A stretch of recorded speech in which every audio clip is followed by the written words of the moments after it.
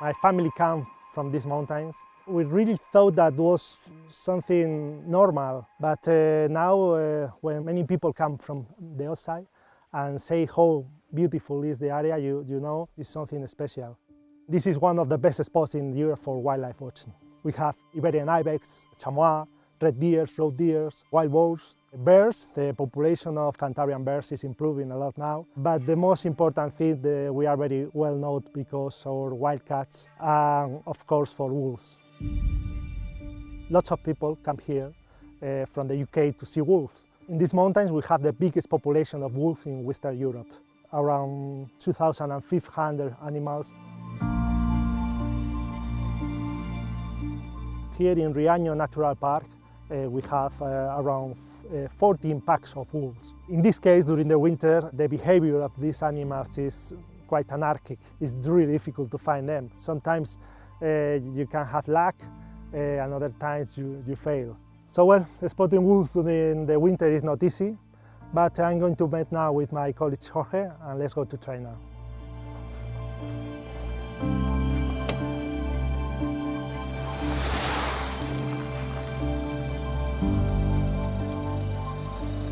You need to know more or less the area that they are using, but wake up early, go to bed late, and be many hours in the countryside trying to locate them. It's a question of time and patience.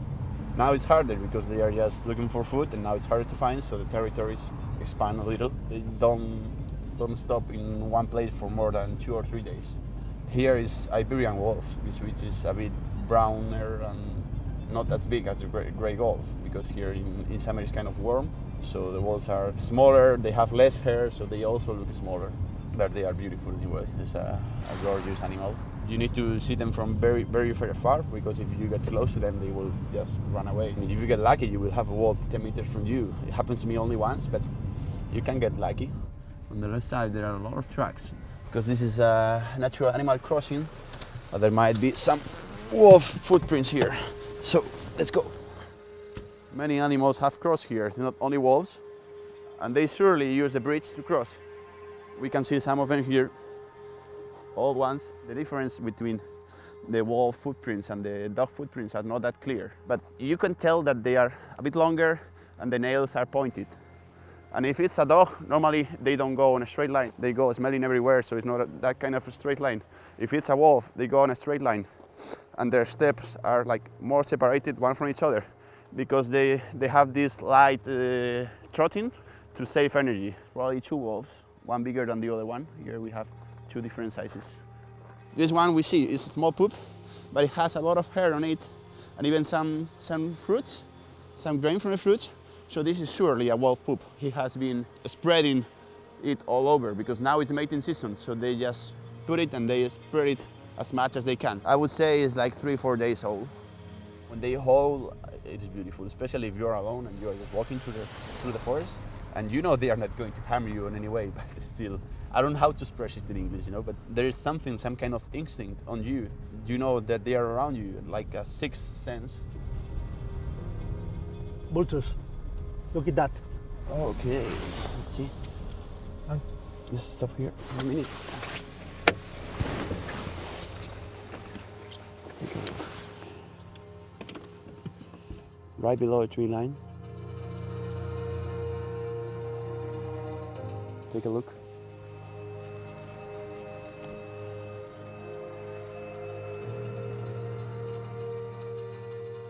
I think that there are at least 10 vultures and several ravens.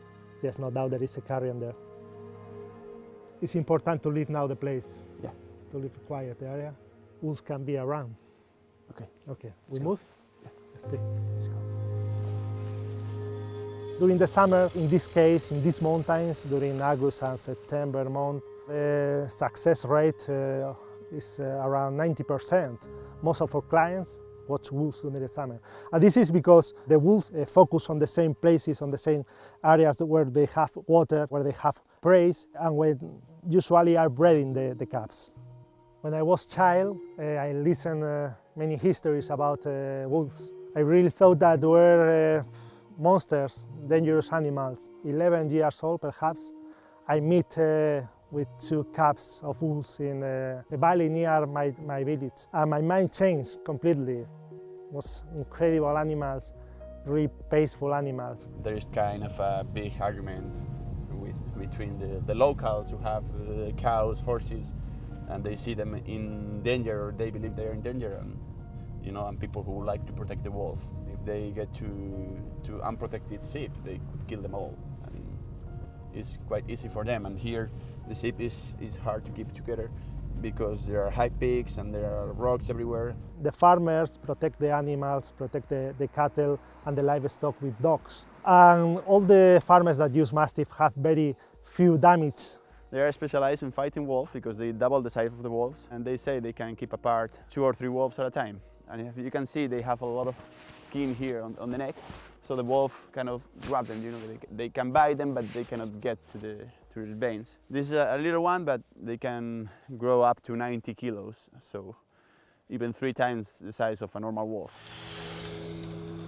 The Iberian wolf was an animal really common in all Spain, in all the Iberian Peninsula. But in the 60s, in the 70s, due to the problems with the cattle, the farmers used poisons and they used to hunt a lot wolves. So the population reduced dramatically in all Spain.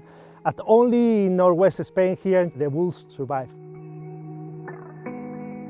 So this is a chorco, this is a wolf trap. People from all the villages around here, maybe hundreds of people, will gather for a hunting party, and they will spread all over the forest, making a wide circle, making noise with dogs, with everything they had, making that circle smaller and smaller until they got to this area, which has the shape of an arrow. Once the wolves were inside this area, there was no escape from there, so they will just have to direct them to the tip of the arrow, where there is a hole, and they will fall into a well when they were obviously easily killed. Places like this were built hundreds of years ago, and probably the last time that they were used was approximately 50 years ago. Actually, it's still legal to hunt here 20 wolves per year and around 100 in the region. But wildlife observers are helping us to change mind and are helping us to convince to the governments that must to protect the wolves. And yes, of course, we have a problem with the livestock. We are in his territory. We are breeding cattle in his territory. It's extremely important for wolves that the local people think that this animal can help them to survive. So the observation finally improved the reputation of the wolves, reduce the problems with the farmers. All people that come here is helping us to protect the wolves. Bueno, pues entonces sí, que nunca ha habido ningún... Si estás pendiente del rebaño, con los perros y atento al asunto, no tienes ningún problema con los lobos. Otra cosa es que le dejes abandonado, entonces sí, ya ahí el lobo tiene que hacer lo suyo, que su labor es cazar, ¿no?